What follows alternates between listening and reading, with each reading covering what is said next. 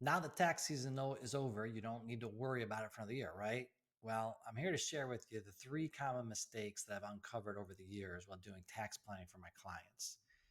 The first mistake is not properly filing your qualified charitable distribution, often referred to as a QCD, when you're donating from an IRA account directly to a charity.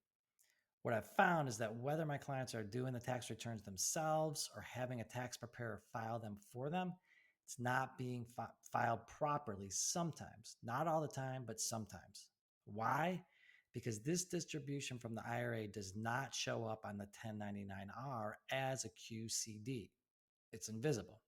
So you need to file it properly with the IRS, or you're not going to get the tax benefit. And this is a big benefit if you do file it properly. The second common mistake that I've run across are Roth conversions or backdoor Roth contributions. You need to be very clear in communicating with your CPA that you've done one of these transactions so they file it properly. Again, not all the time, but I've noticed that the Form 8606 is not filled out properly. And about once a year, I pick up on a mistake when reviewing clients' tax returns. The third mistake that I've come across is the non-deductible IRA contribution. If you've been saving diligently over the years, you may be maxing out your 401k and you have some capacity to save more.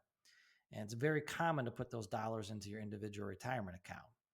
However, at that point, you may be above the income limit for realizing a tax deduction.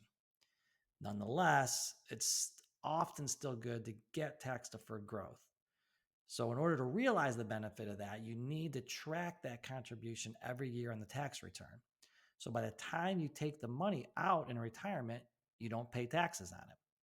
It's a very common to not see this reported properly on the tax return. So those are the 3 common mistakes that I've seen over the years.